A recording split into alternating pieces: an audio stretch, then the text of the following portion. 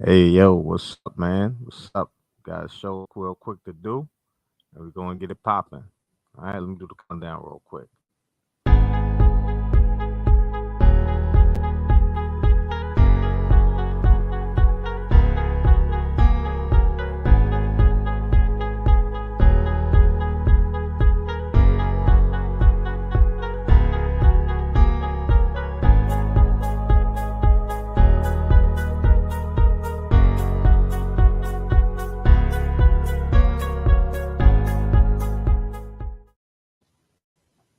Hey, what's up? What's up, man? What's up, man? Bear with me a little bit, man. I'm just doing this quick morning show on a Friday. Good Friday, happy Friday to everybody in the building. And I'm glad if you're here in the building with me to enjoy this show, man. All right, so what we got here, man. You know, we're gonna get it popping real quick. Let me share this stream out to whoever will see it. And if you're subscribed, man, come check me out, man. So bear with me one moment, man. Get this popping. And today we're gonna talk about the case in New York City, my hometown, where there was a man who had smeared feces on a woman on a train station, and I'll give you my take on it. So we're gonna go dig deep into this today. See what's going on here. All right, so one moment here. Freeman's Journal, what's up, man? What's going on with you, man? Glad you're in the building, man. That's what's up, man. Let me get this going real quick. Let me share this stream out.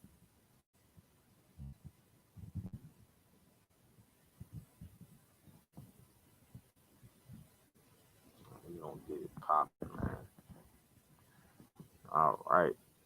So, man, what's going on with everybody's Friday today, man? Let me just play this quick video for y'all while you tell me how y'all Fridays are doing in the chat. And I'm gonna pull up the news clip real quick while that happens. So let's see what we have here.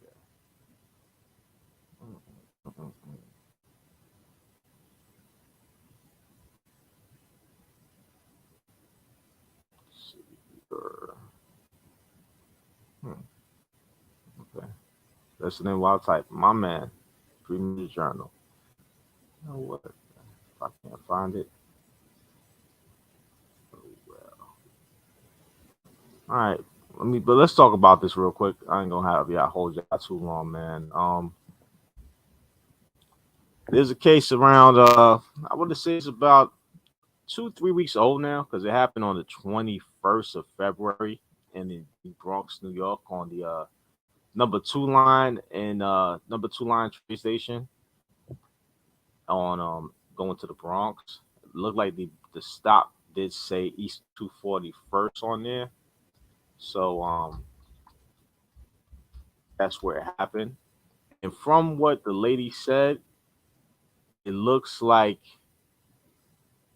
what really happened was that she's a Latina lady, which was very interesting to know.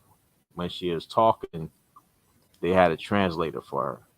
So this guy here. I've seen in numerous chats that they said he was they kind of put him with the Black American people, and that's totally false. This gentleman is was born in Ghana, and I think emigrated here right around the early '90s. And what's crazy is I know this guy personally, so we went to church together. I want to say he's a close friend, but I know of him, kind of in the same area. And when they laid more into the case, and I found out who it was, I wasn't surprised. I'll say that much, and I'll tell you why in the next few moments. We'll get this video playing real quick so we could get some more context into what's going on. So give me one moment here.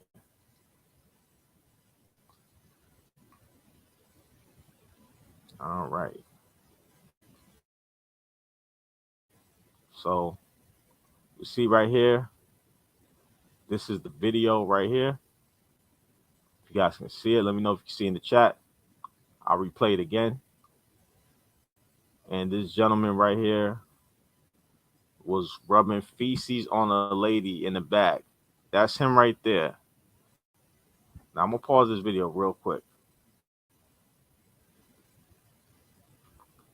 I found out about this story from my friends. We have back home in my block. We have a group chat, and they sent me this video. And at first we didn't know it was him, but then this guy has a particular walk that he has. He walks kind of like bow-legged. I think they call it yeah, I already escaped New York premature. Yeah, you gotta escape New York City. You're right, man. You're right, man. New York is a funny place, man, because a lot of the pookie activity is not necessarily from the Black American men there. It's a lot of it is from the foreign men, maybe of Caribbean descent. You know, crimes like this will be more of the African descent, stealing and stuff like that. But it's like, it's a mixture. I'll say it that much. It's a mixture. You have some Puerto Ricans there, you got Dominicans, you got Jamaicans, you got your Haitians, you got everybody there that are pooking it up. So it's a unique place. And this gentleman right here, Mr. Frank, he actually had something going on. He was into the church heavy, into God, and then I want to say 98 is when I started seeing that. He would go outside and preach to people. But the next year, which I found out from the news clip, and I'm going to show that after I finish playing this video, that's when his criminal career began, 1999. And we're in 2022. So he has a criminal career longer than most people working today. 23 years. That is a long time of being a criminal.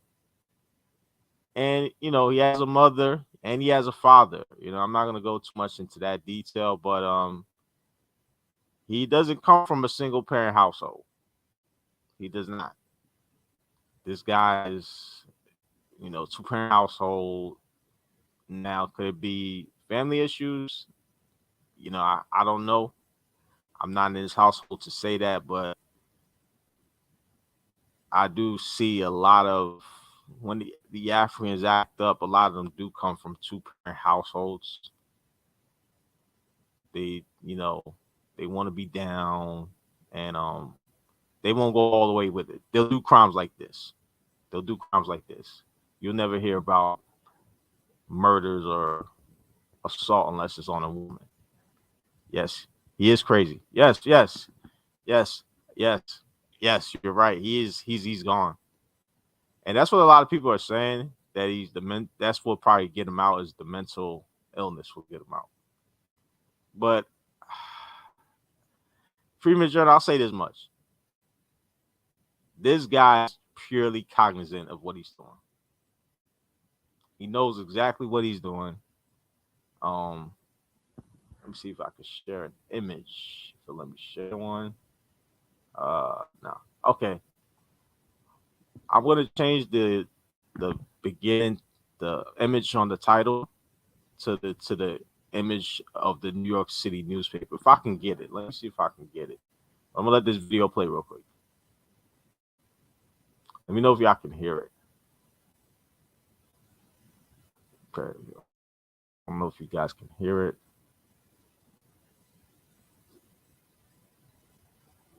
Let's see here. All right. Oh, so my wrong one here. I'm gonna play the video back. My apologies. I think I couldn't hear it. So let me do this real quick. 1 second. All right. Play it from the beginning.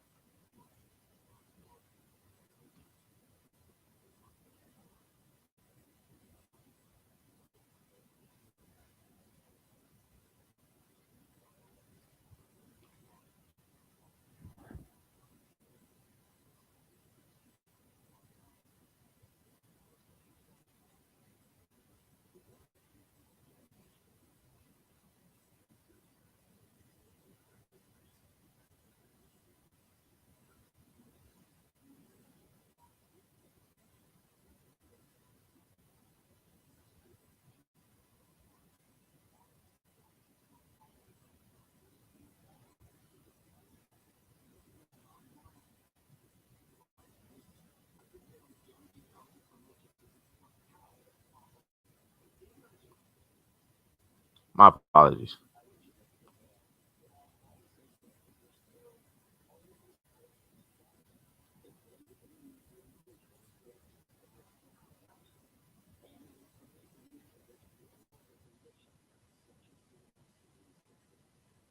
Now this dude right here, he looks weird as hell, and this is the dude that will protect dudes like this and get them back on the street again to commit crimes. This is what New York needs, that old school policing, that Raymond Kellen, Commissioner Bratton type policing back, because that's what's missing today.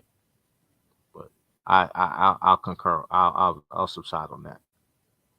Sure, returning to court. Mayor Eric Adams released a statement Thursday saying Aborkwa's release is the result of a failed mental health system, a failed housing and support system, and failing criminal justice laws that allow someone with a history of violence who poses a clear threat to public safety to just walk out of court. We also reached out to the New York State Court Administration for comment on Aborkwa being twice released. It said judges make discretionary decisions based on a variety of factors, and the recent bail reforms would dictate what the judge could or could not do. Antoine Lewis, Fox 5 News. Mm. Oh, there was no sound on Freeman Joe. My apologies. Let me see. I guess at first it wasn't. Let me see. It's 8:10 now. I might have played.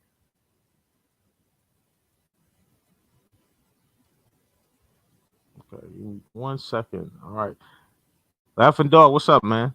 Cook Julie. I think his son is trying to run Freeman's Journal. I think his son is. Good morning to you, Laughing Dog. I think his son is trying to run.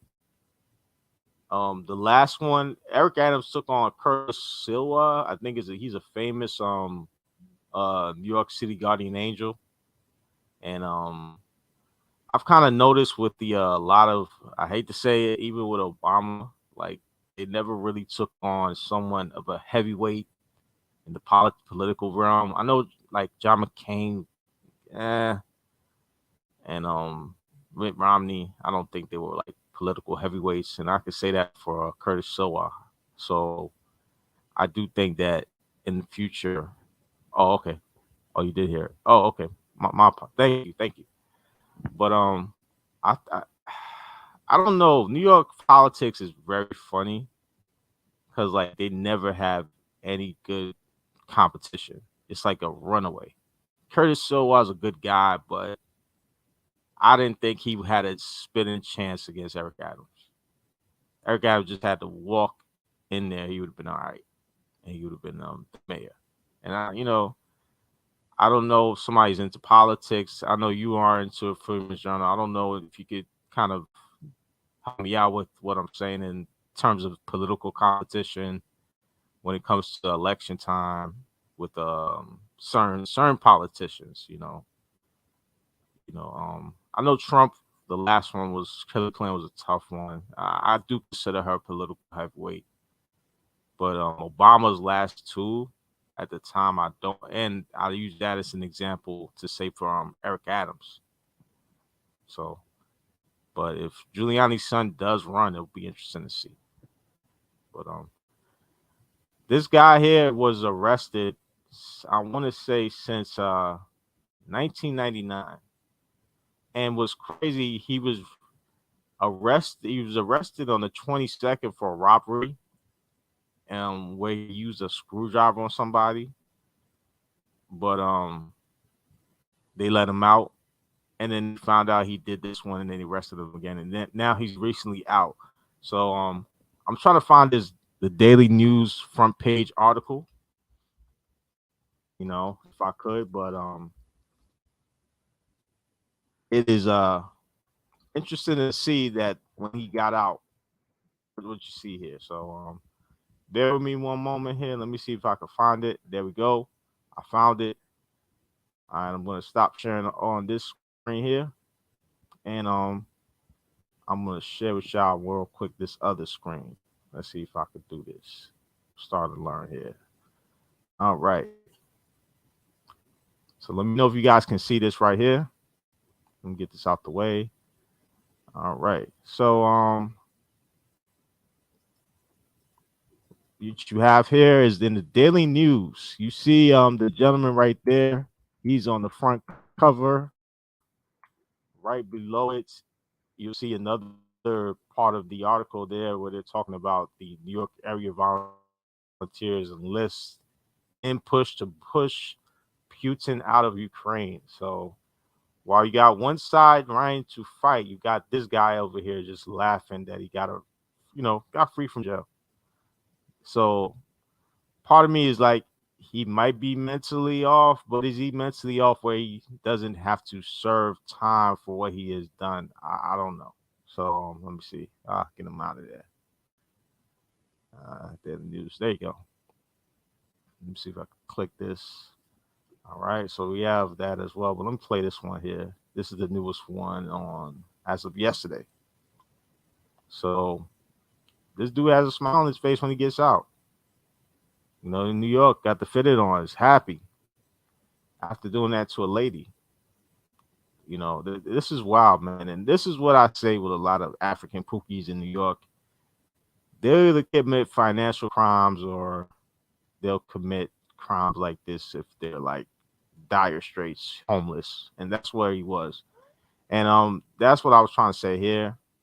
This gentleman here, knowing Frank personally, he had problems since the 90s. He was off that time. He was doing drugs, not your typical marijuana or liquor or whatever. No, it was the time New York City was big on angel dust, PCP, those kind of things. And he was the one that was always doing those type of drugs.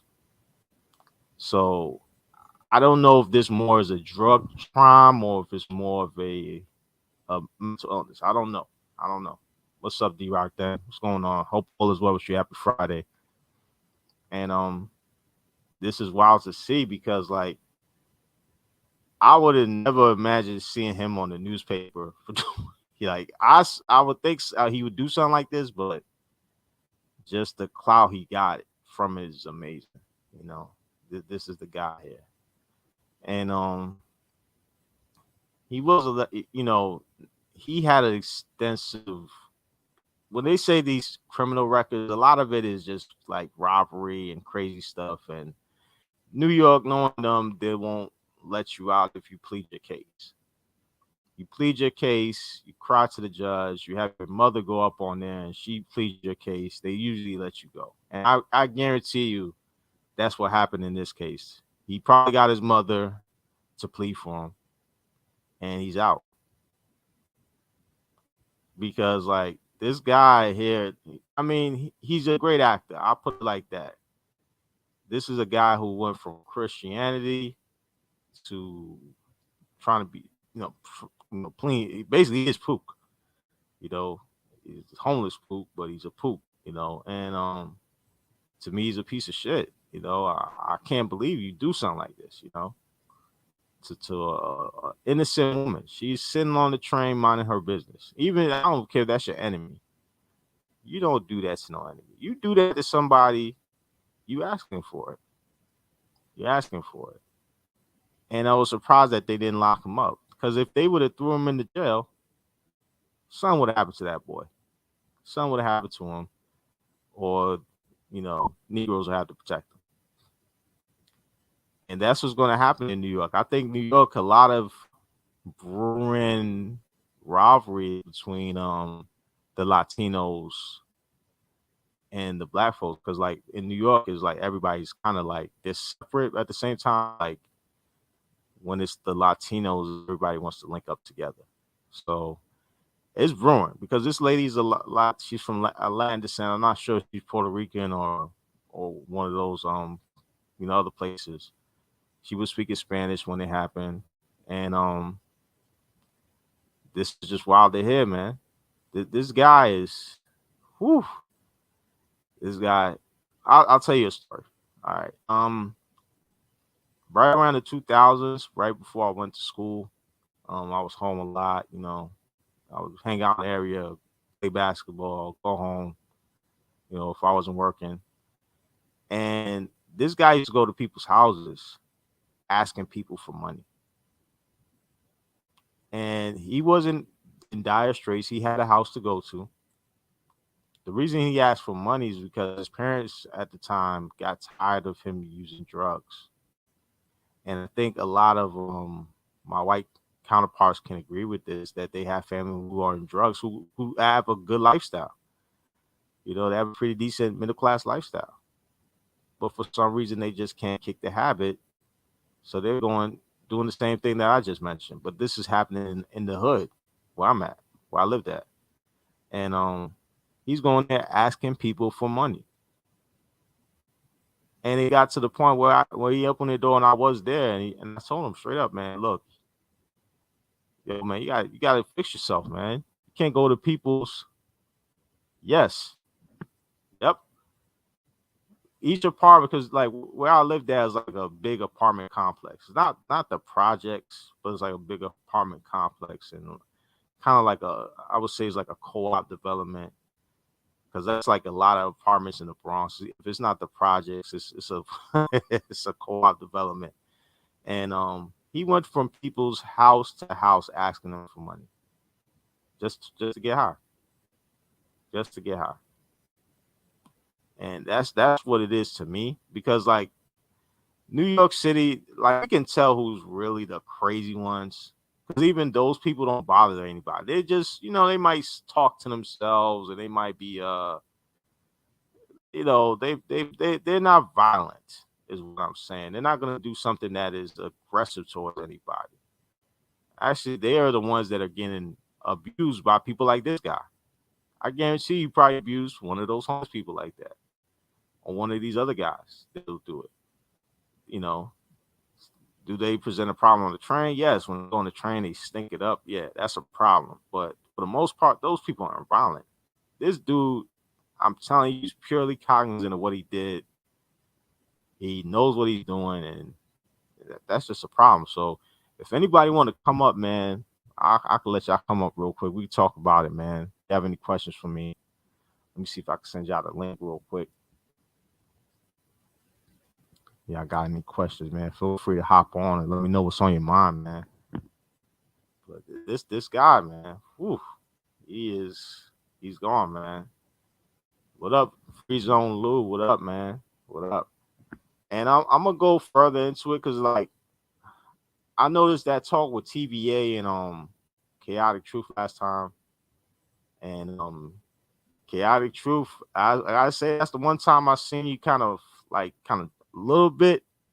I got a little bit off the square because TVA, he does know how to hit hard. I ain't gonna lie, he do. He can.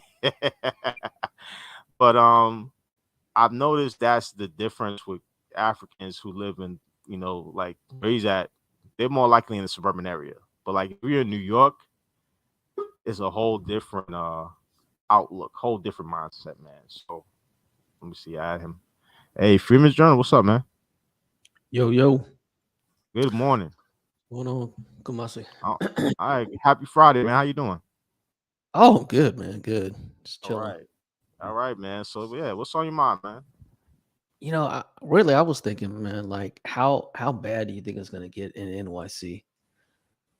Like It's before it flips, right? Because we saw it in Detroit, right? Detroit mm-hmm, got bad, and then all of a mm-hmm, sudden the whole state went GOP for like 7 years till they got Whitmer, and then anyway. But mm-hmm. so like how, right? Because now, from what I see, not even riding the subway safe. I mean, you can't even go in public spaces safely. You know? Yeah, I think I always said this, man. I hate to say it. De Blasio was bad. The mayor, the previous mayor, De Blasio was bad. Eric Adams kind of like, if you know like basketball, they like the lame duck coach. Like Right. I, Yeah. I think he's like that. Like he'll do bad, but people will not remember the bad that De Blasio put New York in, the precedent. And that was the same way I wanted to say. I think with Dinkins, and I think it was Koch that was before him, because I was young when Koch was man. I think it was somebody before him, before Dinkins came in, and then Dinkins Hmm. came. He kind of inherited that high crime rate, and you didn't even have an answer for it. So that's when they brought Giuliani in, and Giuliani, his history, he fights the mob. So Hmm. you're gonna need that type of mayor. I do think that we're gonna have probably one term with this guy, unless they find a weak candidate. Well, yeah, that's because my question was, could a Giuliani run? Like, and not just like run, but that's why I said get on the ballot, right? How can a Mm, guy like a Giuliani even work his way up the political hierarchy to even get in a position to be nominated? You know what I mean?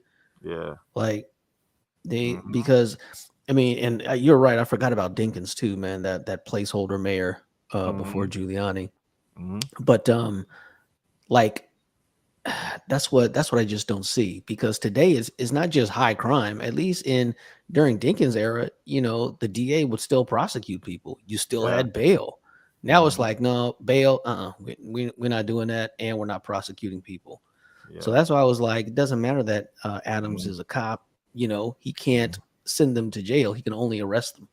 Yeah. So And it's only like the major crimes. So like the guys like this gentleman, I don't want to say gentleman, this guy here, he will commit a crime that's heinous, but it's not heinous enough for it to be prosecuted. Like what you're saying, like right. versus like someone selling drugs in high quantities, they'll probably see the jail cell or like a murder case or something like that. But this dude is like, he could do it again and again and Oh again yeah. and again.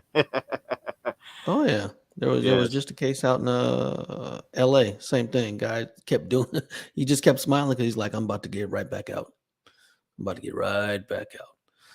And he finally earned his way into being bonded over.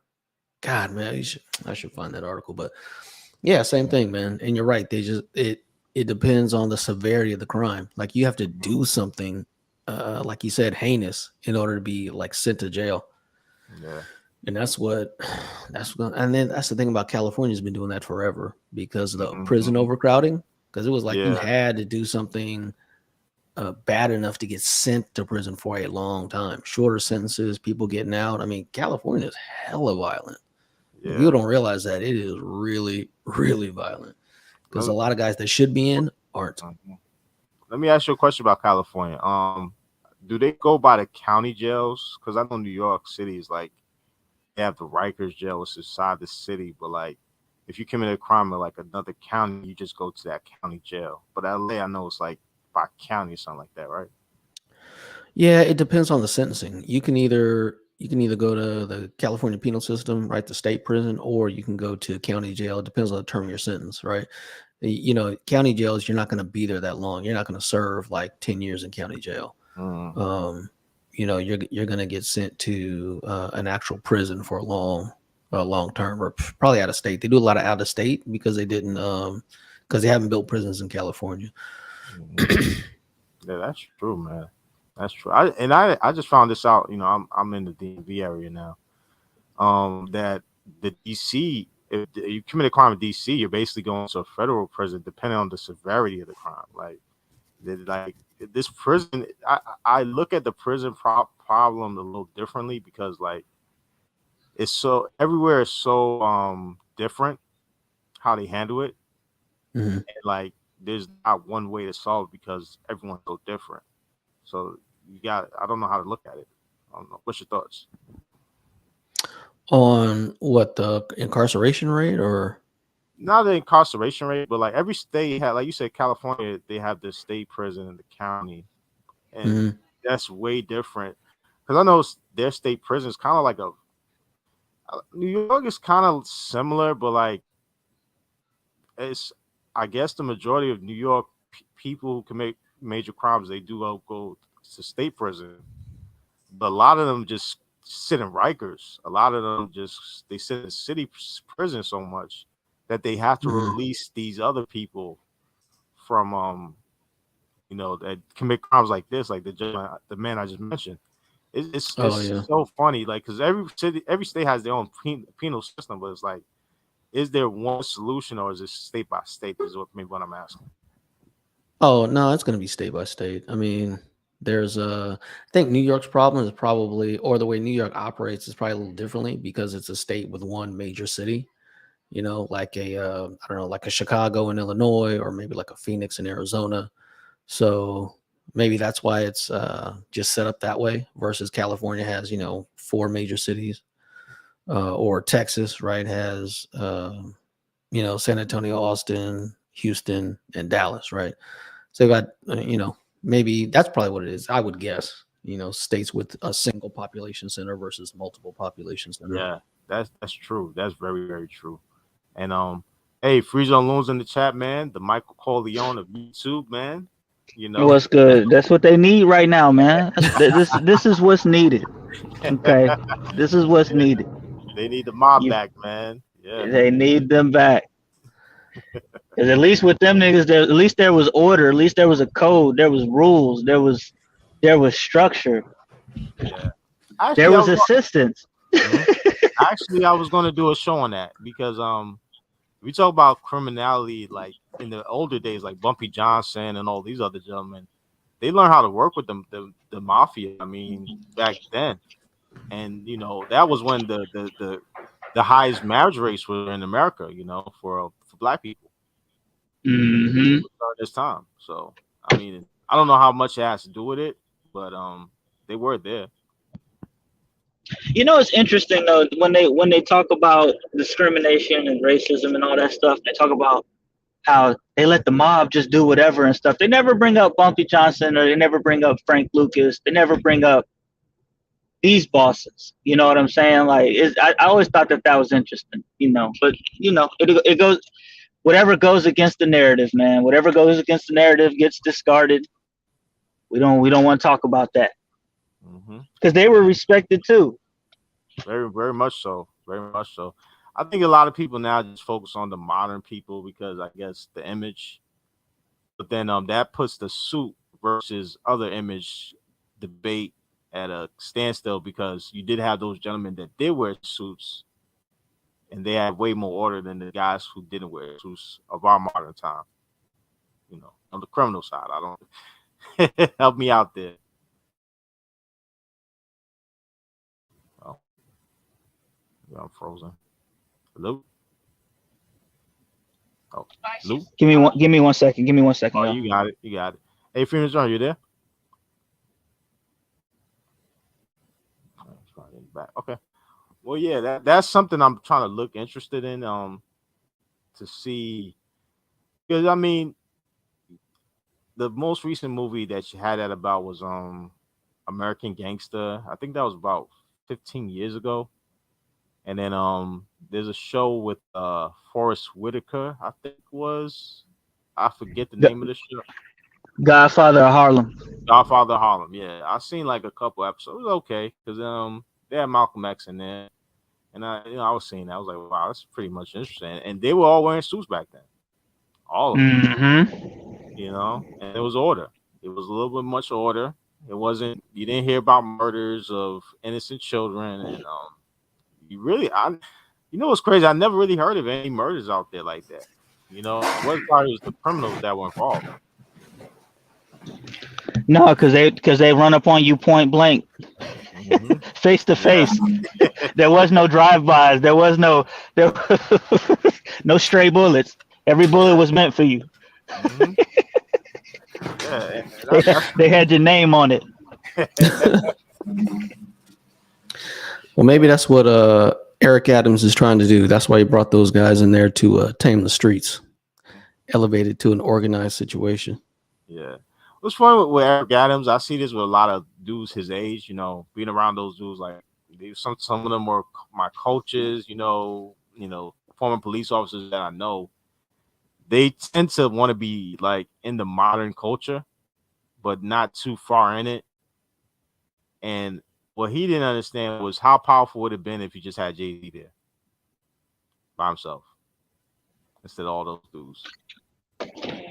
Right. Well, let me ask you, as far as like the Frank, because I know you touched upon it a little bit. I kind of hopped in late. What kind of reception is this guy getting? Frank rub shit on people. Ass nigga. All right. Well, I'll say this from like my family and family, friends, like they're going with the mental illness angle. They're not surprised, but they're disgusted by it, and nobody's really supporting him. They just said that I guess, to cure his mental illness, which I don't believe, because I mean, the guy has a extensive criminal record, but they're not Right, really right. not down with this guy. I'll put it like that. No, that's good. Mhm. Even though, I mean, but when you set up an environment where no matter what you do, like Freeman, I remember what you're talking about. You were talking about the guy who violated that girl, and he was just like, I know I'm gonna get off. Like he had no type of fear. He's like, hey, it's no big deal. I'll do this little bit of time. Boom, boom, boom. You know, and they were like, well, what did they say they were gonna do to you? And he was like, nothing, Yep. just nothing. And so you've emboldened criminals and you've emboldened criminality to the point where criminals from other places are willing to come into your city, come into your town, commit a whole bunch of crimes, and then just leave. You're never going to catch those people. Right. Mm-hmm. Yeah, So, man. And and you then said this, you're in San Diego, Freeman. I don't. I'm curious why you still there, man. Like, has it not been touched like that? No. I'm from there, but I don't live there. I mean, San Diego is a Oh, little. okay. yeah, San Diego is like the most right-leaning city, big city in California, probably because all the military. yeah, Right. But uh-huh. it is not untouched. There's so many. I mean, there's so many homeless, and just it's the decay and just the way people just don't take care of the city. I mean, relatively speaking, it still looks nice. Don't get me wrong. I mean, it's someone from New York. I had this happen recently. They flew into San Diego, and they're like, "Oh man, it's Mm-hmm. clean. You can tell. So relatively speaking, yes. But Right. 1985 me looks at 2022 San Diego as like a hellscape. I mean, Yep. it's Right. Right. I mean, when I say, Eh, matter of fact, you should, dude. Go look at the San Diego Historical Society and just their old photos. San Diego looked uh-huh. like a shiny penny. I Bro, mean, I was born in San Diego in 1989. okay. So I have some vivid memories of San Diego. It was beautiful, man. It was Gorgeous. fucking beautiful. Like Yeah. California as a whole was just a gorgeous, untouched city in the 80s, What they and call Mhm. just what they call it, the land of gold, right? I was it California known for its gold. I forgot what they call it in terms of relation to gold. Eureka. The state Yep. model's Eureka because the gold rush. uh Yep. yeah, it was definitely where the rainbow ended, man. If you follow the rainbow all the way down, you're gonna end up in sunny California, bro. And so I personally take I have a personal issue with California, man, because they just fucked up a beautiful. For all extensive purposes, it was a perfect city. Mhm. Oh man, it was great. I mean, just like ice plant everywhere before this whole drought thing, and when it only had 20 million people in the state. I mean, all the freeways in San Diego were green. Right? They had what's called Mm-hmm. an ice plant, and it's just like green ground cover, and they watered it. Right? They watered the ground cover. There was no dirt in the middle and trash in the middle of the freeway. There were no weeds or anything like that. All the concrete was fresh. All the asphalt was fresh. I mean, it was just amazing. Now it's just that decay, man. The streets look like they're running tanks up and down downtown San Diego. I'm just like, bro, like you don't want to fix this, like. Anyway, Mhm. I can imagine, man. And They the got a best, whole bunch of tents out there too. Little homeless what? tents. Oh, all over the edges of the freeways, man. I Mhm. mean, it's all over the place. When you just look up on the side of the embankments at the top of the freeways, you're gonna see tents everywhere. is And there a lot of transplants into like San Diego and other parts of California that are messing it up? transplants that are messing it up. I don't know. Well, I mean, everybody's a transplant. Yeah. It's been that way for a while. I mean, most Mhm. people aren't from San Diego. I Mhm. mean, you get born and raised the next generation, but it's just not really a transplant thing. It's a everything thing, and 'Cause that's why people aren't staying. that's how I look at Atlanta. Atlanta, like a lot of transplants from like New York and California, they came over there and they brought the gang activity over there, and they just messed that place up. I don't like Atlanta because it's the only hottest place with no beach around. That's my beef with Atlanta, but like still a nice area. But like when I went there, I was like, dang, like I see a lot of New Yorkers in California and Chicago, and like they're bringing the activity over there, and this is where they had the '96 Olympics at. You know, Yeah, it's I like, went to. mhm. Oh, go ahead. No, go ahead. I was agreeing with you. Oh no, because it was. I went to Morehouse for a semester after I graduated high school, and Atlanta was dope. I mean, that Atlanta doesn't exist anymore, but man, it was very nice. Completely different vibe now. It's just that just modern atomized city now. It's like, I could do without it. Like if Not I had to impressed. go there, I wouldn't live any closer than Alpharetta. That's about as close as I would get to the city. Yeah. Yeah, Even bro. We were planning a move to Atlanta, and that's the city we were looking at because even their affluent. So even like the affluent black neighborhoods got uh crazy crime. You know yes. what I'm saying? Like compared, and when I say crazy crime, I mean like compared to any typical affluent neighborhood. Hmm. So Right? like your was it like Buckhead? Was it Buckhead? Yeah, it's Buckhead. Buckhead. Drive-bys in Buckhead. Yeah. Come on, bro. I Man, can't do it. I went to Gwinnett County. They had a loose pit bull, like just to visit. They had a loose pit bull just running around. I was like, nah. I was like, this is not. I said, no, That's no. nuts. I had to walk. That's I was like, nuts. yeah, yeah. I was like, what the hell is going on? I was like, this is not even the city part. I was like, nah. I'm afraid to go down to the city part, see what it's like. Then that's how it was I like wouldn't. Norfolk, and I was in the Norfolk. It was like that too. You walk across the wrong side of Norfolk, you see it's a whole different area from downtown. It's like, nah, I'm good. Right.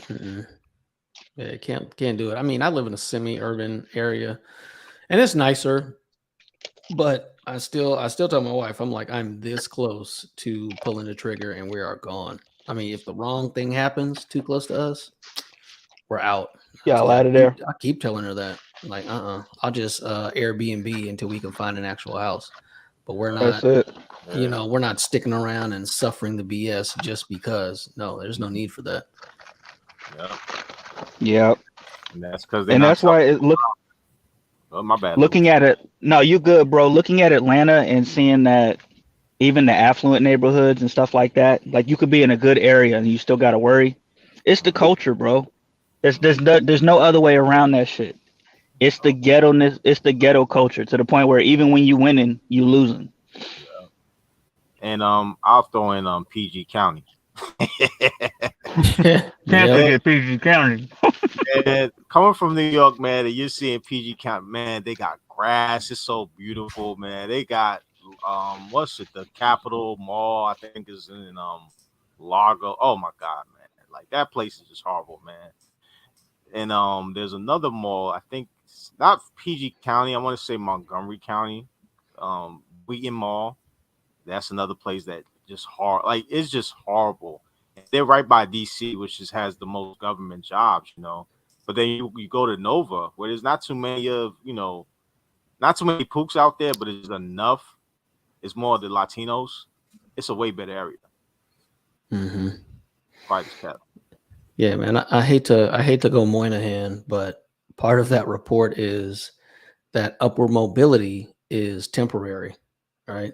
That even if you make it out, that it only lasts for so long, right? And that's why, because the culture is never addressed, right? You move one neighborhood over and you're like, oh, it's a nice area. Well, in 20 years, uh, uh, the hood catches up. The culture you escaped is stalking you down over that entire time. So unless you actually deal with the culture, I mean, it's never going to stop. Like you got to move. Like if I was in Atlanta, I'm not going to a southern suburb. Like I said, Alpharetta North, or even past Alpharetta, because that's the only way you're going to get out of it. Just like PG County is becoming like, it's like, well, the hood you went to Suitland, right? But then the hood went to Suitland. Then you move further out, and now the hood is going to be Upper Marlboro. Mm. It's just going to keep metastasizing. Mhm. And you know what's crazy? I don't know if you know a place called Waldorf, Maryland. It's like Mm-mm. outside of PG. That has become they're now trying to catch up to PG's crime. Like, cause like I guess that's the big deal. I guess now with I want to say people my age and a little bit younger. You don't see this too much with the older, like 40 and up, but like late 30s and down, they always want to like catch up to what the hood used to be and what they think it is, and the crime rates and all that. And they don't know how good they have it or how bad it could be, especially with surveillance. Yeah, man. I don't get it. I mean, Mhm. if I was in that area, shoot, I'm only what, Ellicott City maybe, Yeah, or straight up West Virginia. yeah, um, that's the place. right, Yeah, straight up. yeah, I'd be across the border. I'd go straight up past Bethesda, and like keep going till I get to West Virginia. yeah. I mean, even they had that somebody got murdered over it was kind of close to Bethesda. Was that God, what was that mall? You're Um probably thinking of Wheaton Mall if it's Wheaton Bethesda. Mall. Okay. Yeah, somebody got Yeah, killed around there. I was like, yeah, Bethesda? Like I know where that's at. Like I've been there before. It's like, yeah. I used to work in Rockville a while back, and Freeze on Loon. You probably know this rapper name, Shock Lizzy. You ever heard of that guy? Yeah, I've heard of them. You know that he moved to Rockville, so he's bringing all his friends over there, and they're probably doing whatever in Rockville at the time. Cause I usually went out to go get something to eat, and I was like, oh snap, I see Shock Lizzy over here, and I'm like, and I found out he moved over there, and I'm like, oh, there you go. Cause like a lot of time these to rappers, move. yeah, time to move, and I'm just working it. I'm going home somewhere else, like, and it's just wild, man. And that's just the problem, man. Like what you said about the Moynihan report and the upwardly mobile is only temporary. Yeah. So Because Sean Glizzy gonna come ruin it for you. You know? Yeah, and the sad thing is that like I one of the issues with the white flight and black flight is that there comes a point in time where, like as Freeman Journal said, the problem does have to be dealt with because you can only run so far. Like, I mean, I guess you could live in Montana, Idaho, but them they don't want niggas there either. Like, nobody wants to deal with niggas. Period. Right. Especially if you bought this nice. I got this nice property. You know what I'm saying? It's got the pool. It's got the yard. I got acres. And then some niggas move in a couple like down the street, and they bring all they folks with them. It's like, oh god, everybody knows it, man. There goes the neighborhood. So it's like Mhm. I think you can only run so far to come point where it has to be dealt with, and that's why people from other cultures are speaking on it now because it's like it's it's moved into their neck of the woods. Oh Niggadry yeah. is everywhere. Oh yeah. So it's That like that why wouldn't they say something about the niggadry in their neighborhood? mhm. yeah, that conversation is gonna happen, man, because the black flight is the catalyst, right? Because a lot of black people are like, whoa, this is insane. This is out of control. I have to get the hell out of here. Right. And so they're gonna be escaping. And then it's gonna be the same thing over again. Like, who are you bringing with you? Right? Are you making this an environment that is suitable for um, the criminal class to come in and mess up? Right?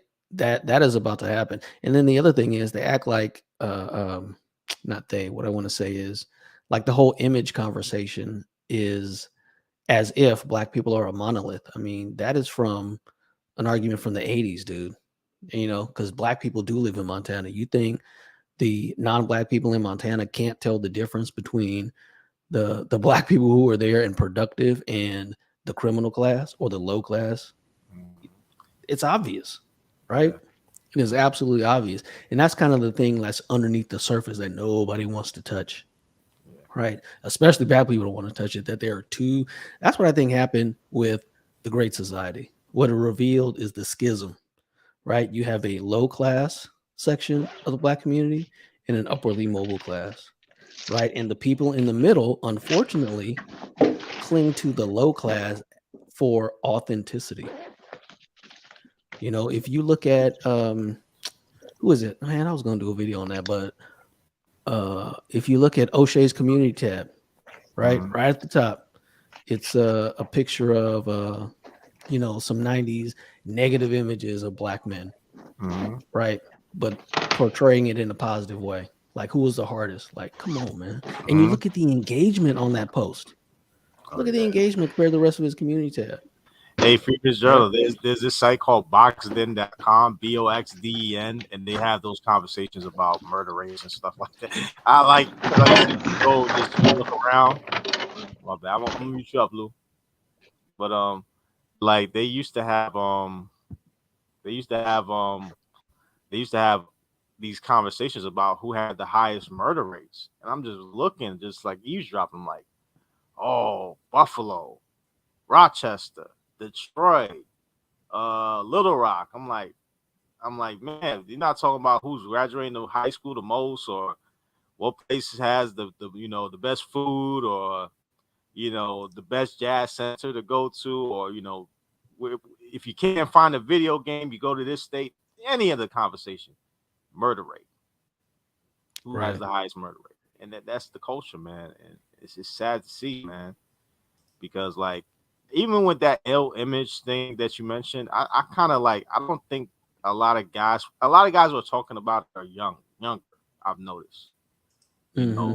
like late '80s, early '90s. I'm an early '80s baby, so like I didn't see as much as the '70s babies, but I did see the '80s growing up, and I saw a lot of positive black men. Like Right. I saw the Reading Rainbow. I saw Mr. T. Mr. T was like everywhere. I saw Billy D. Williams.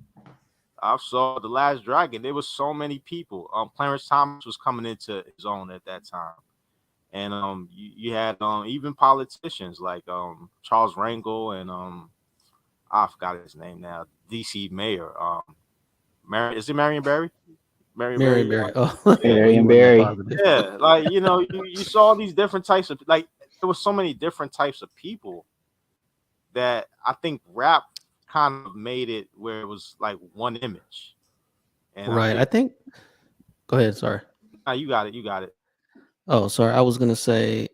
I was gonna agree with you that yeah, you're right, and I think that was the zenith for the black male image in America was during Gen X and during that time because that's because it is. I mean, you can say all that. Like, I mean, I remember Blair Underwood on LA Law was like a big deal, right? Was a big deal. Prime time, the number one show in the country, and um, showing a positive image of a black man. Yeah. And that was just like, whoa. One quick question, real quick. Who was the guy that was on Miami Vice? The black dude. Oh, he was Oh, so cool. Tubbs. Yes. God, I forget his real name. Yeah, he was cool, man. I like.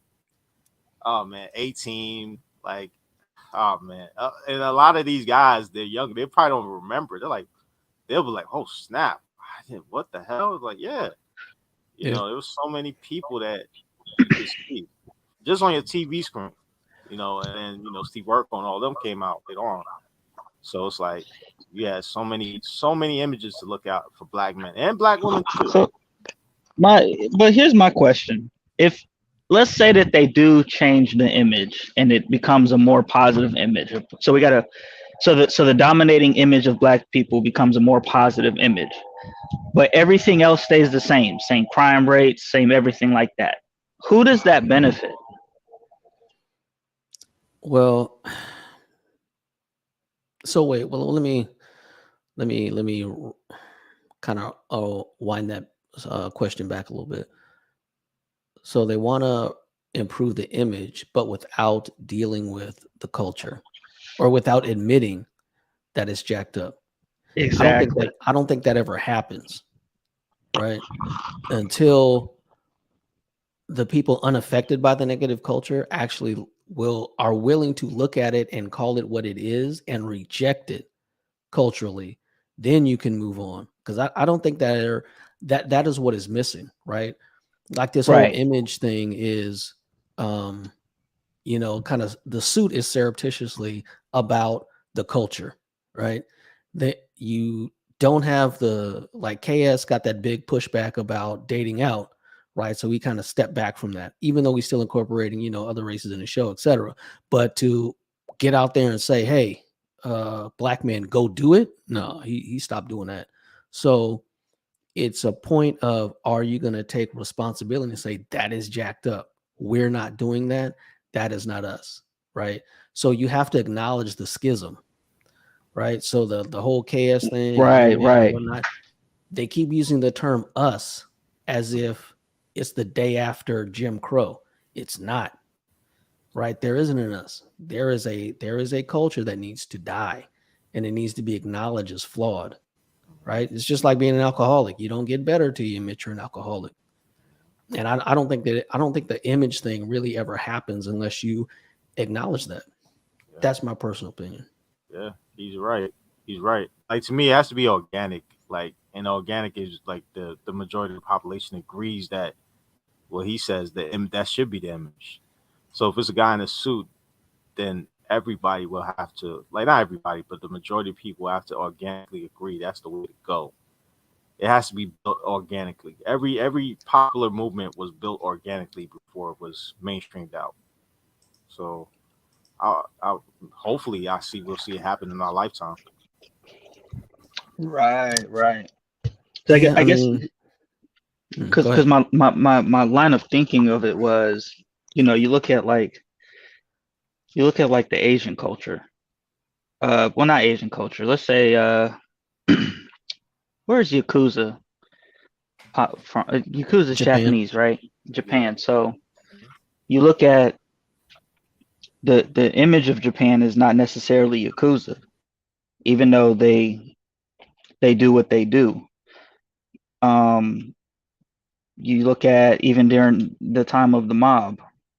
Um, but overall, their people had a fairly positive image, even though the mob was doing what they were doing.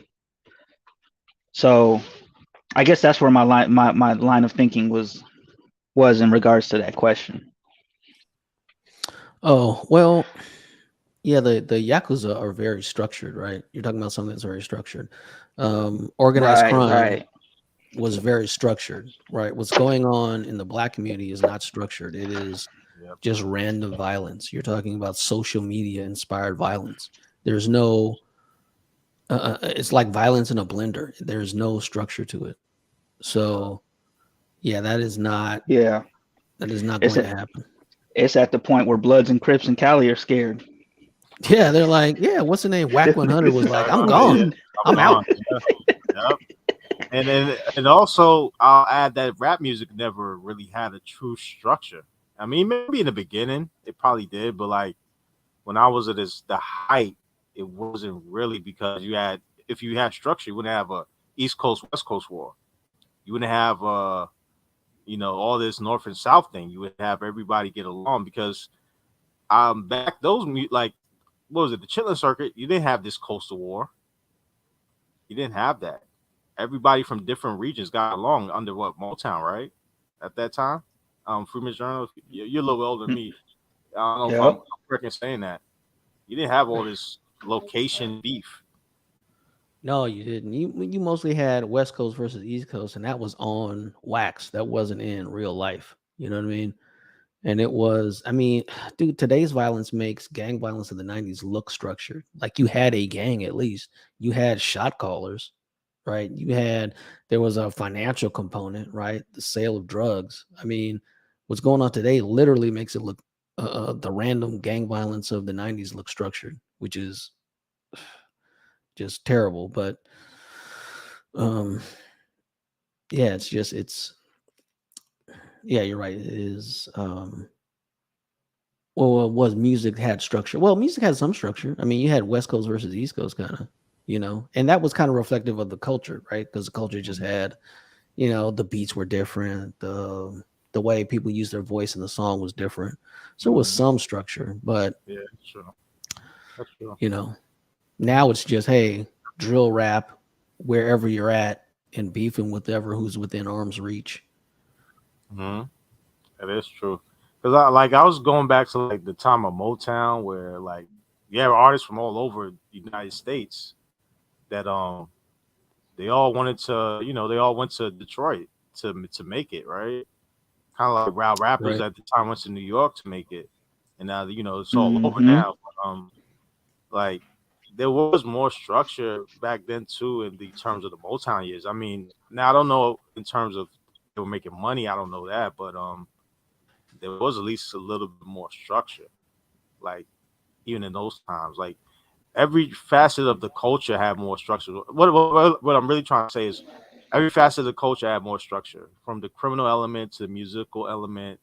Everything that they consider the culture now, back then had way more structure. Hmm. That's true. Mhm. Yeah, it was closer to, you still had the cultural influence of people that lived through um through Jim Crow, right? Pre-civil rights. So the concept of quote unquote us was much stronger because of those strictures in place, because of those laws, right?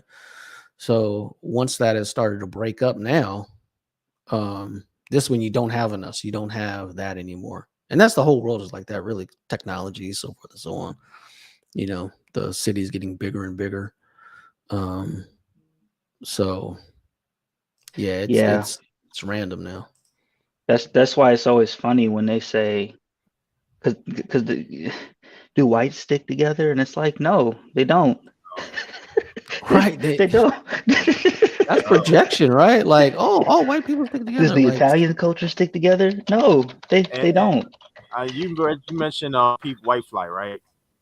A lot of Uh-huh. people don't know. If you ever drove on like a highway or you drove on a local way, look at the homes over there. They're miles apart from each other. They're not on top of each other like your urban neighborhoods. They're not like one house is right next to the next house, and your grass and their grass is connected. Only difference is a gate. Or you live in an apartment building, you're all together, or in the project somewhere. Those people are living miles away from each other. So when they doing the white flight, they're not living amongst each other. They're miles apart from each other. They never bring that up. yeah, see, that's the thing. It's a cultural thing, right? The culture of rural Kentucky is not the same culture as Manhattan, right? They don't quote unquote stick together. That's not even what's happening, right? The idea or the thing that, oh, this group of immigrants does this and this group of immigrants you know why they do that, or you know why they can, because they have families. They have a mother and a father and a daughter, and they have lots of nuclear families. That is the only way that works. So instead of saying, hey, we need families, it's, hey, we need to imitate this, instead of actually doing the work to build the base that creates it. We're just going to ignore that part. So it's just like, no. You either acknowledge what's broken and fix it, or you just keep going in circles. And salute to King Randall. That's what he's doing. Like Exactly. he's just doing it. You know what I'm saying? Like, don't need no permission. Don't need no anything. He's just doing it. And what's crazy about it is that the very who are the ones that have an issue with it? Who are the ones that are going against it? Yeah, black people. He's getting static from black people. He's not getting. There's nobody trying to stop him except black folks. You know, and it's ridiculous. I mean, that's what you see. The culture is defective, utterly defective. So Hmm. you either reject it soundly and move on, or you keep trying to lean on it for quote unquote authenticity. That's why you see all these suburban Negroes that are trying to do a cosplay struggle. Like, get out of here. Get Bro, out of here and with they that. and they go harder than the ones that are actually going through it. Right. Just stop, man. Like, you succeed in life, just move on with yourself. Figure it out. But don't lean on terrible images and pretend that that is what is real. Well, actually, no, I don't say that. Let me revise that. That is what's real, because the people in the middle between the two poles, right? Black people lean on that for authenticity. Hmm. I mean, and it is what it is. I can't change that. You know, Exactly, Clue. Just like him. Yeah. Then they'll look at you talking about, what are you doing to help the community? It's like, yo, you don't even live anywhere near the community. What are you talking about? what I'm doing is You gotta, providing an example and a vacuum that you can get sucked into if you want to succeed. That's what you can do. yeah. And it's like, why do I have to do something? I got my family. I'm taking care of my family. Yeah, That's it. I'm being the example. Exactly. That's job one is your family. What does your house look like? Right? What are you doing in your own life? I mean, if you're not doing it in your own life, don't bother me about that nonsense. Hmm. And that's what they don't realize. What they think is supremacy is really just families looking out for each other, which is which Exactly. is which is the American way. Like that's how it's always been. Yeah, it's like this fear of quote unquote fitting in or being subsumed by the majority. And look, and here's the thing that did that happen to Asians? Like literally, a Korean family will come here, settle down, have kids, and right, and they'll name their son David, right, and then have a middle name that's a traditional Korean name, and then they go ahead and succeed, and what happens? They go out and marry another Korean or another Asian. Hmm. Like the whole you're gonna dilute us. No, if you just raise people up, they'll find each other. That's how humans segregate themselves anyway. The problem is, or not the problem, but the thing is, there is a lack of access because once black men start to succeed and look around, they're just like, well, who am I going to mate and date with? Who am I going to date and mate with? What am I going to do? Am I going to have to go back and choose from the defunct culture, right? The dysfunctional culture. Or am I going to move on? I choose Right, to move right. on. And that's why it's always funny. Like I'll be in some spaces and they'll say, your content is outdated. You need new content, or you're saying the same thing you've been saying. You need to say something else. And it's like, I don't understand that. I really don't, because if the problem has been the same problem, then the solution will most likely be the same solution. Families. You know what I'm Exactly. saying? You just don't want to, like, I get it from an entertainment standpoint. You want new entertainment, new content, whatever, but how many different ways can you say, yo, it starts with families? Yeah, How many because different it's ways does hard. that need to be said? Because it's hard. It's not easy. You Oh, know. right, right. And like a lot of like when KS had the hey, do black men need to open up their options, right? All the callers were hilarious. Like opening up my options, are you crazy? The first caller was like, how do I approach a non-black woman? I was like, is this guy for real? Like you say hello, fool. Like literally, like it's hello. Like, do you walk up to a black woman and give her a secret handshake? You know what I mean? Like, oh, I, come on. how do I not speak Ooga Booga?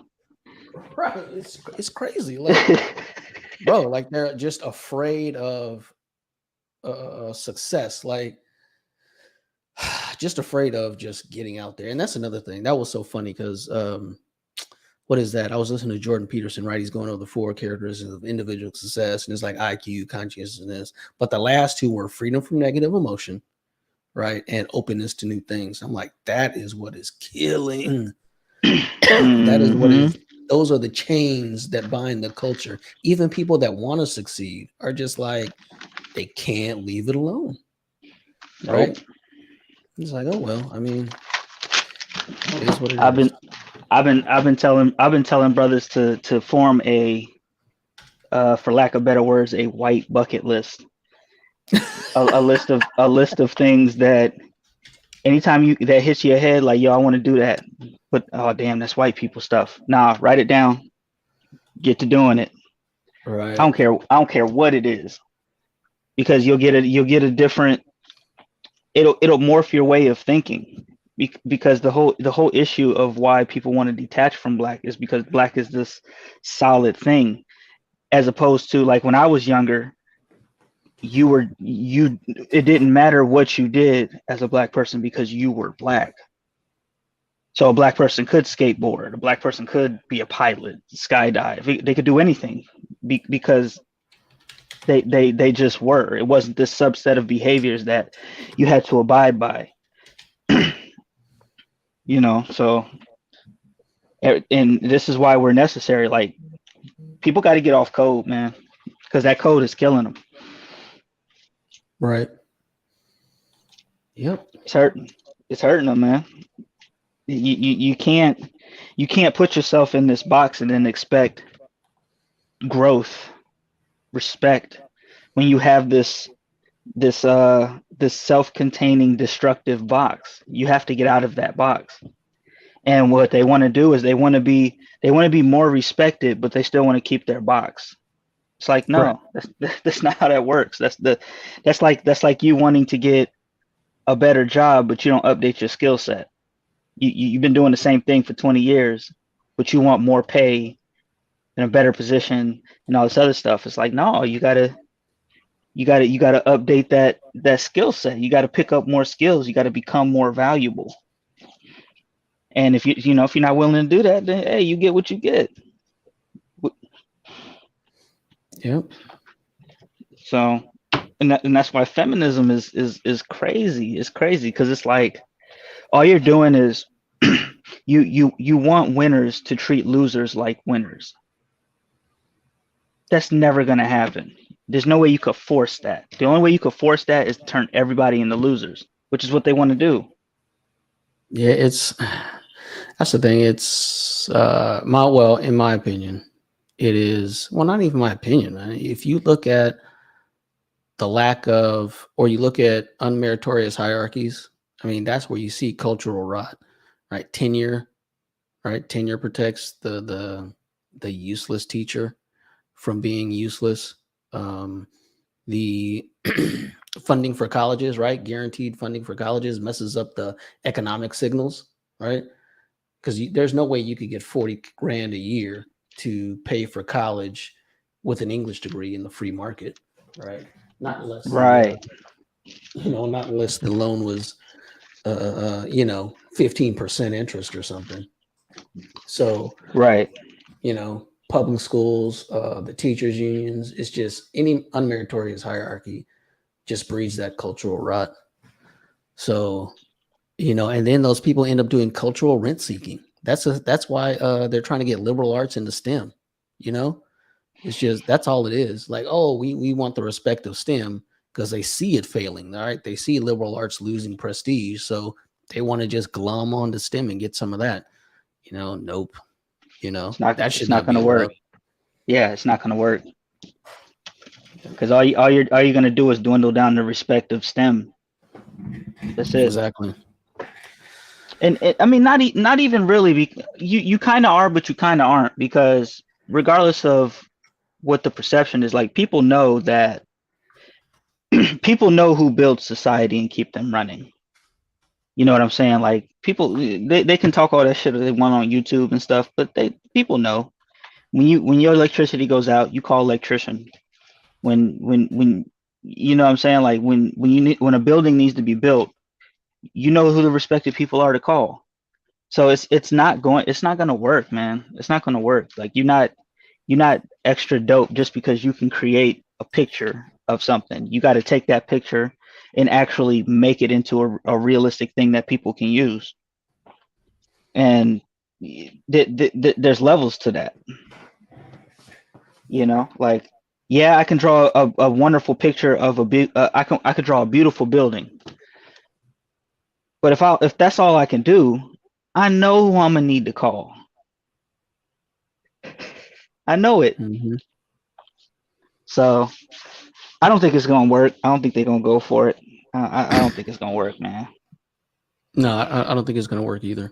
I just think we're going to run out of money, and then America's going to have to turn on its productivity again, which Hmm. is why you see men dropping out of college. I mean, they're not dropping out of college to sit at home. They're dropping out of college to go to trades, or they're diverting from college to go to trades. That's why brothers need to get into trades like now. I'm telling you, if I was 18, Hmm. knowing what I know, I might join the Navy, become a CB, and try to get a dive rating because you could get paid over your long term, or welding too. If you're willing to Right, chase it right. and be in the middle of Kansas for 6 weeks, to weld up some project and get that money. Cause shoot, that's what all the diesel mechanics were getting rich in the last decade, right? Going to South Dakota, and they had more work than they could handle, you know, Hmm. just sitting there fixing trucks all day and night. And shoot, I mean, they had so they had so many dudes. I looked at it too. I was like, maybe I could do this. And this was in like after after the crash, and when they were ramping up fracking and all that, and yeah, they were like they wouldn't even remember one interview. They wouldn't even interview you unless you already had housing secured. Um that's how tight the housing market was, because people would get jobs and then would not move because they couldn't get a place to live. Right. So this company has hired someone and the person never Right. shows up. Right. They've invested that time because they have nowhere to live. That's how tight housing was in the whole state. Right. Because that's how much Right. people moved in Right. there to make money. It's crazy. So yeah, man, trades are going to pay. And that's the thing about skilled labor. Skilled labor scales with inflation. Right. Because if the Say if the that price again. goes up, you got to pay more for it. Yeah, say that again. Yeah. It I mean, scales. I was telling the younger kid that the other day because he was worried about, like, he was thinking about joining the military, but he's worried about this whole the wars in the Ukraine, and I don't have to go to war. And I'm like, yo, look, man, that may be the price to play, but if you don't have to play, the price that you get for that is, like, you really can't lose. And then if you do get especially like if you're if you're in the army, they're gonna throw a gun in your hand, right? But if you're in like the Air Force, the Navy, the only time you're gonna get deployed is to do the job that you were set to do. Right. It's For the rare. most part. Only a small portion of people in the military actually fight. Right. Most everybody else is support. And that's why, like, when I got out of the military, people would be like, thank you for your service. It felt kind of weird to accept that because I was in a support field, you know what I'm saying? I was medical. Right. And it is appreciated, but I'll always, if I see if I talk to a person who is actually on the front lines, like, those are the people who I like to say, thank you for your service to. And in return, they'll say thank you for your support, because that's really all I did. And it's not to demean my task in any way, but to make it, I don't know, like when you're in the military, it's like to make it seem like thank you for your service, like you were out there on the front lines and handling business and stuff. It just felt weird for a while, but I had somebody break it down, explain it to me in a way that made sense. So I'm cool with it now. But it's like, Right. man, they didn't have to put no gun in my hand, make me have to run to the front line. Like I was support. I was getting paid though. I was getting paid though. Got that tax-free deployment money. Yeah, man. Absolutely. But yeah, I'm telling young people, get a trade, man. Like, unless you're trying to be a doctor or a lawyer or something that requires a degree, get a trade. Go to trade school. Pick up, get something that you can use. Work with your hands. Get you some skills in trade. That way, when all this stuff happens, you're gonna be the most valuable person in that situation. Right. Yeah, because the country's going to have to be rebuilt, right? It goes through phases, right? We had the post World War II infrastructure boom, right? The baby boom, obviously, but all of that is decrepit now. It's going to have to be rebuilt. So, yeah, it's going to have to be rebuilt. So get ahead of the game, right? Get your skills up. So when it goes in earnest, you're a master welder, right? You're able to be the foreman, right? You're able to run the concrete, you're able to do those things because, you put it in now. So yeah, I would definitely tell someone to get in trades. That's it, man. That's it. That is it. So everybody wants to, I don't know, man. I hear a lot of people talking about, like, everybody wants to be this investor.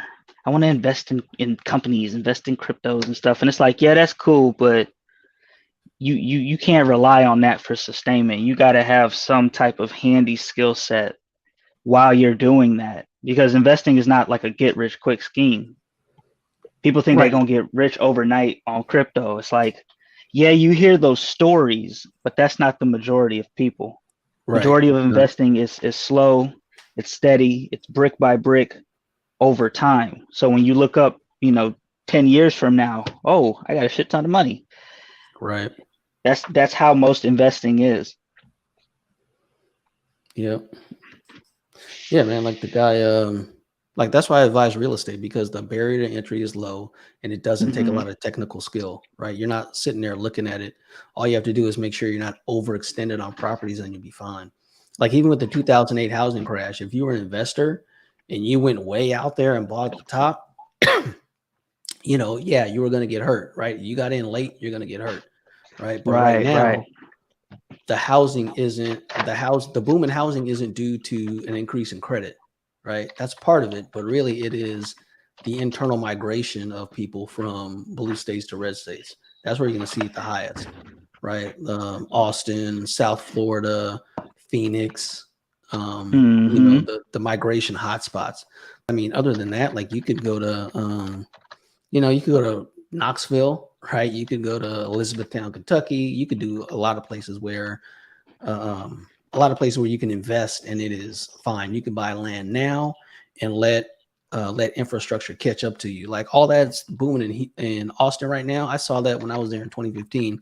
They had like a strip mall that was half empty, but it had a giant grocery store in it, right? And then the little bit down the way, there was another giant strip mall that only was half full, but it had a Home Depot. Like the infrastructure was there. So if you bought that in 2015, man, you are sitting on half a mil in equity, right? So yeah, man, do it now. The signs are already there. Yeah, because like, what's the percentage of untouched land? I forgot the statistic, man. There's like a percentage of land that's in this country that hasn't even been touched yet. I have to find that number, but there's a lot of land that's just available. There's towns that are paying people to move there. They're incentivizing people to move into these towns. Oh yeah, man. You know what Oh I'm yeah. saying? There's ghost towns all over this nation. Yeah, people think well not people think, but the Starlink is revolutionary, right? Mm, Because now all you need is water and power, right? And you can generate your mm-hmm. own power. And well, you can generate your own power, you can buy your own water and have a septic system. So you can live way out as long as you can keep getting water or you can drill a well and you've got Mm-hmm. solar and Starlink. What else you need? I mean, that opens up beyond the exurbs. That opens up just the wilderness, basically. Right, right.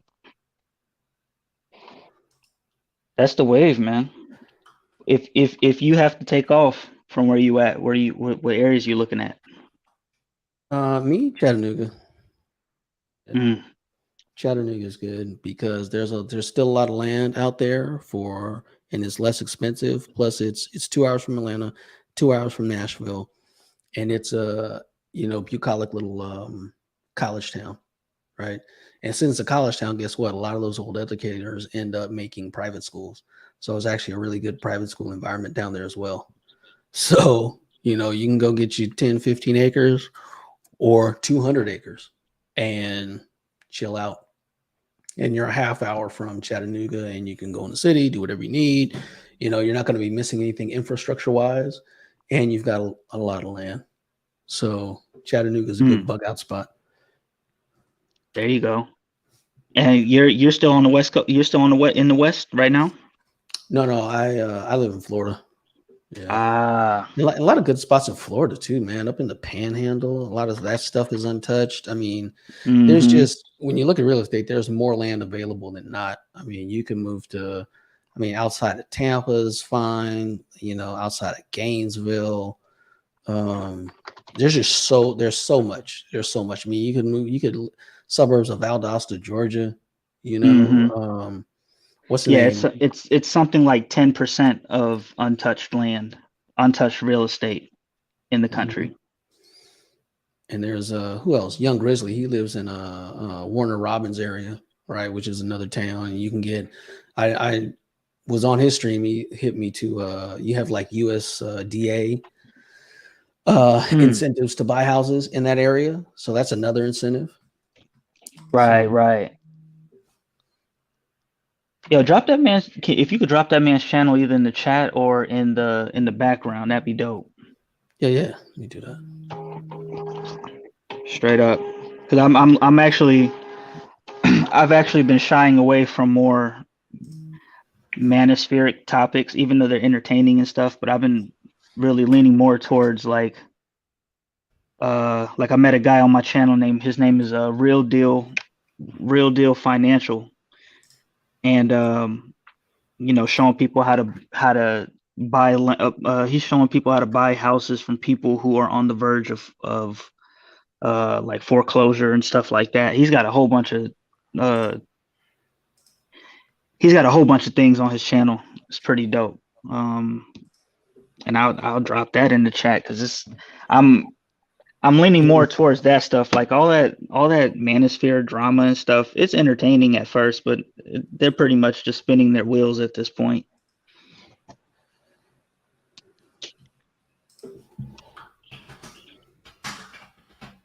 Let me see if I can find it. Real Deal Financial.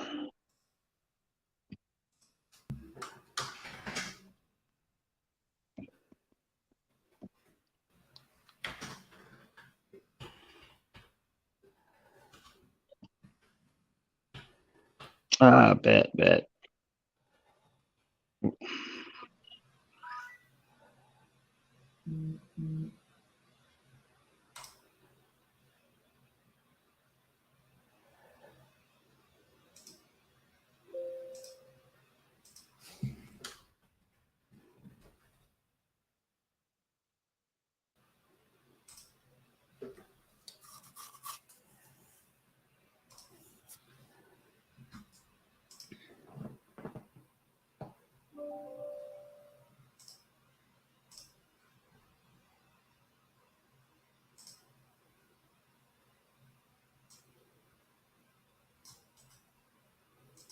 Okay, I see that. Let's see. Give me a second. I'll be right. Yeah, I got an appointment, fellas. I will holler at you later. Is Kamasi, you back? You back, Kamasi? Yeah, nah, he said he was gonna be 20 minutes. 20 minutes. Okay. Well, you hold it down. Hold it down. I gotta go. All right, bet. Later.